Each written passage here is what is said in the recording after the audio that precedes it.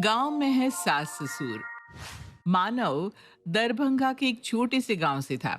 उसके परिवार में उसके माता पिता के अलावा उसकी दो बहनें भी थी। मानव के पिताजी एक छोटी सी दुकान चलाते थे। दुकान से जो भी आय होती उसी से उनके घर का खर्च चला करता था। बड़ी कठिनाइयों से मानव ने अपनी ग्रेजुएशन तक की पढ़ाई पूरी की और उसके बाद वो प्रशासनिक सेवा की तैयारी करने लगा। 3 सालों तक दिन और रात की अथक मेहनत के बाद आखिर में मानव का चयन इनकम टैक्स ऑफिसर के लिए हो जाता है। मानव का एक बड़ी शासनिक सेवा में चयन हो जाने के बाद पूरे परिवार में बहुत ही खुशी का माहौल था। कुछ ही दिनों में मानव को दरभंगा से दूर दूसरे स्टेट में ट्रेनिंग के लिए जाना पड़ा। शुरुआत में कुछ समय तो वो माँ बाप से मिलने के लिए जल्दी जल्दी गांव जाता रहा, लेकिन ट्रेनिंग खत्म होने के बाद जैसे ही उसे पोस्टिंग मिली, उसके बाद छुट्टी मिल पाना उसके लिए बहुत कठिन हो गया, जिसके कारण अब वो अपने गांव दरभंगा बहुत कम जा पाता था। मानव बेटा, काफी समय हो गया तुझे गांव आए हुए। कब आएगा बेटा? माँ, पोस्टिंग मिल गई है। अब लंबी छुट्टी ले पाना बहुत मुश्किल हो गया है। आप एक काम करिए ना, आप और बाबूजी भी आकर यहीं मेरे साथ रहिए। इतना बड़ा बंगला मिला है मुझे सरकार से, आखिर किस काम आएगा। नहीं बेटा, हम अपना घर छोड़कर कहीं नहीं जा पाएंगे। कोशिश करो, 2-4 दिन की छुट्टी तो सभी को मिल जाती है। ऐसा तो नहीं होता बेटा कि नौकरी लग गई तो किसी को छुट्टी ही ना मिले। अरे माँ, आप कैसी बात करते हो? अगर आना संभव होता तो क्या मैं नहीं आता? मैं कोशिश कर रहा हूँ, छुट्टी मिल जाएगी तो मैं जरूर आ जाऊंगा। इसी तरह कुछ और दिन बीत जाते हैं। मानव के मम्मी पापा उस पर लगातार गांव जाकर उनके साथ रहने के लिए दबाव बनाते रहते हैं। बेटा, हमने तुझे पढ़ाया लिखाया, इस काबिल बनाया कि तू आज इतना बड़ा अफसर बन गया, और तू अफसर बनने के बाद माँ बाप से मिलने के लिए समय भी नहीं निकाल पा रहा है। पापा, आप मुझे गलत समझ रहे हैं। मैं एक बहुत ही बड़े जिम्मेदारी वाले पद पर हूँ। मेरे लिए 3 दिन की छुट्टी लेने का मतलब बहुत बड़ी बात है। और सरकार मुझे काम करने के लिए पैसे देती है, घर में बैठकर छुट्टियां मनाने के लिए नहीं। पद जितना बड़ा होता है, जिम्मेदारी भी उतनी ही बड़ी होती है पापा। ये बात आप क्यों नहीं समझते? आपको तो खुश होना चाहिए कि आपका बेटा इतने बड़े पद पर पहुंच गया है और देश की भलाई के लिए इतना काम कर रहा है। मानव की बात सुनकर मानव के पिताजी फोन काट देते हैं। मानव को महसूस हो रहा था कि माँ पिताजी अब उससे कुछ उखड़े से रहते हैं। शादी की उम्र होने पर भी घर में कोई भी उसकी शादी के बारे में बात ही नहीं कर रहा था। एक दिन मानव अपनी माँ को फोन करता है। अ, माँ, ट्रेनिंग के दौरान मेरी मुलाकात एक लड़की से हुई थी। उसका नाम रेणुका है। रेणुका मेरी ही तरह सरकारी विभाग में अफसर है और यहीं पर पोस्टेड है। हम दोनों एक दूसरे को बहुत पसंद करते हैं और शादी करना चाहते हैं। क्या कहा? अपनी पसंद से शादी करना चाहता है? ऐसी होती है आज के जमाने की नाशुक्री औलादें। जीवन भर मेहनत करके अपना पेट काट काट कर पढ़ाया लिखाया हमने, और शादी इनको अपनी पसंद से करनी है। मैं बता दे रही हूँ, शादी होगी तो मेरी पसंद की लड़की से होगी। मैंने तेरे रिश्ते की बात चलाई है। लड़की वाले पूरे 30 लाख रुपया नगद देने को तैयार है, और लड़की भी यहीं पास गांव की है। शादी के बाद तू आराम से अपनी नौकरी पर रहना, और बहू हमारे पास रहकर हमारी सेवा करेगी। ये कैसी बातें कर रही हो माँ? अगर शादी के बाद मेरी पत्नी गांव में रहेगी तो फिर शादी का क्या मतलब हुआ? मैं भी तो चाहता हूँ कि जब मैं पूरा दिन काम के बाद थक कर घर पहुंचूं तो कोई घर पर मेरा इंतजार कर रहा हो, जो मेरे साथ बैठकर एक कप चाय पिए। क्या मैं जीवन भर इतने बड़े बंगले में अकेला रहूंगा? देखो तो कैसी बेशर्मी से बात कर रहा है माँ के सामने। अभी तो शादी हुई भी नहीं, और अभी से बीवी को साथ ले जाने के लिए मरा जा रहा है। अब इससे क्या उम्मीद करे कि कल को अपनी पत्नी को हमारे पास सेवा करने के लिए छोड़ेगा? माँ, सेवा करवानी है तो मैं आपके लिए एक नौकर लगवा देता हूँ। आपका जो मन करे उससे वो काम करवा लेना। लेकिन बीवी सिर्फ सेवा करने के लिए नहीं होती है, वो मेरी जीवन साथी है। और अपने लिए जीवन साथी मैं अपनी पसंद से चुनूंगा, और हाँ, उसे अपने साथ ही रखूंगा। अरे नालायक, जब तू अफसर बना था ना, सबसे ज्यादा खुश तेरी माँ ही हुई थी। इसे लगा था अब बेटा सरकारी अफसर बन गया, बेटे की शादी में दहेज मिलेगा तो हमारी गरीबी दूर हो जाएगी। लेकिन इन्हें देखो, साहबजादे पहले ही अपना रिश्ता पक्का करके बैठे हैं। अब जब तुम सब कुछ तय कर ही चुके हो तो हमें फोन करके बताने की क्या जरूरत है? पापा मुझे समझ में नहीं आ रहा, आपको दुख किस बात का है? आपके हाथ से 30 लाख का दहेज चला गया इस बात का, या मैंने अपनी पसंद से लड़की चुन ली इस बात का?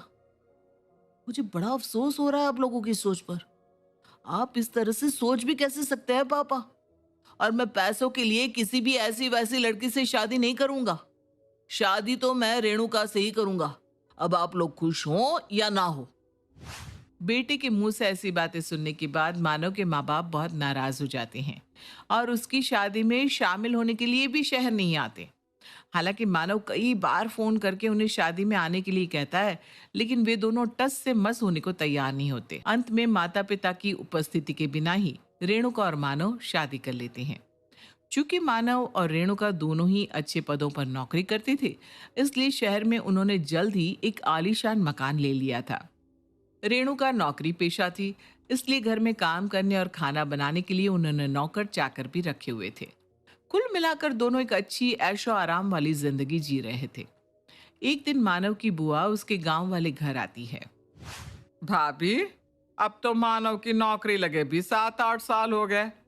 हमने तो सुना था मानव शहर में बहुत बड़ी नौकरी पा गया है। अब नौकरी चाहे लग गई हो, लेकिन इतने सालों में आपके घर में कोई बदलाव नहीं आया। जैसा पहले थे वैसे ही आज हो।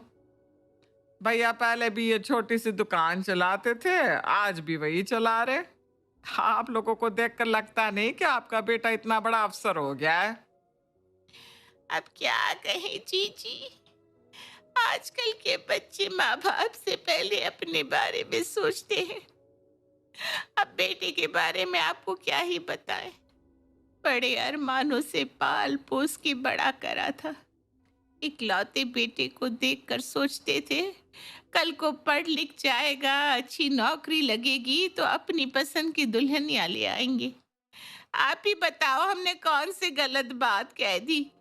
ये तो घर घर की कहानी है कि बेटी की शादी में माँ बाप के अरमान तो होते ही हैं। अरे पूरे बिहार में कौन लड़की वाला रहेगा जो सरकारी नौकरी वाले दामाद को 20-30 लाख का दहेज भी ना दे। अरे लड़का पैदा किए हैं हम, इतना पढ़ाए लिखाए हैं, हक बनता है हमारा लेने का। लेकिन हमारे बेटे ने तो हमारे सारे अरमानों पर पानी फेर दिया। पता नहीं कहाँ से वो रेणुका उसे टकरा गई। अरे जिज्जी, सीधा साधा लड़का फंसा लिया हमारा। जाने कौन टोना टोटका कर दिया चुड़ैल ने कि हमारा नाम ही नहीं लेता। देखो शांति भाभी, अब जो हो गया सो हो गया। अब आपके मना करने से कुछ बदल तो नहीं जाएगा। लड़का तो शादी कर लिया जिससे उसे करनी थी। अब आपकी भलाई और समझदारी तो इसी में है कि आप बेटे की खुशी में खुश हो रहो, वरना बेटा भी हाथ से चला जाएगा आपके। अरे उस नाटी रेणुका को बहू माने मेरी जूती। मैं मरते मर जाऊंगी लेकिन उस रेणुका को दिल से बहू नहीं मानूंगी। अच्छा एक बात बताओ, मानो फोन वोन करता है कि आप लोगों को, कि फोन करना भी छोड़ दिया है? नहीं दीदी, फोन तो करता है, महीने 2 महीने में एक बार आ ही जाता है फोन। अरे सुखे सुखे सिर्फ हाल चाल ही लेता है या शहर से कुछ रुपया पैसा भी भेजता है? बूढ़े माँ बाप ने पेट काट काट कर पढ़ाया, और देखो तो माँ बाप बेचारे यहाँ गांव में अकेले पड़े हैं। अरे जीजी, शादी हो गई तो समझो लड़का पराया हो गया। अरे हमारे बेटे को ले गई वो लड़की, अब हमरा कुछ ना रहा। जी भाभी, सच्ची आपकी हालत देखकर ना बड़ा दुख लगता है। जैसे आपके साथ हुआ ना, भगवान ऐसा दिन किसी को ना दिखाए। अरे गांव में जो बच्चे रहकर काम धंधा करते हैं, चाहे थोड़ा कमा लेते हैं, कम से कम अपने माँ बाप की सेवा तो करते हैं, उन्हीं के पास तो रहते हैं। अब ऐसी शिक्षा का भी क्या फायदा कि आप पढ़ने के लिए बाहर भेज दिए और लड़का वहीं का होकर रह गया। अब आप लोग यहाँ बेटे को याद करके अपना जी जला रहे हैं। बुआ जी की तरह ही जो भी आस पड़ोस और रिश्तेदारी में शांति को अपने हाथों से घिस घिस कर पोछा लगाते, बर्तन धोते और घर के काम करते हुए देखता, उसके मुंह से यही निकलता कि देखो तो कितना स्वार्थी बेटा है, बुढ़ापे में माँ बाप को अकेला छोड़ दिया।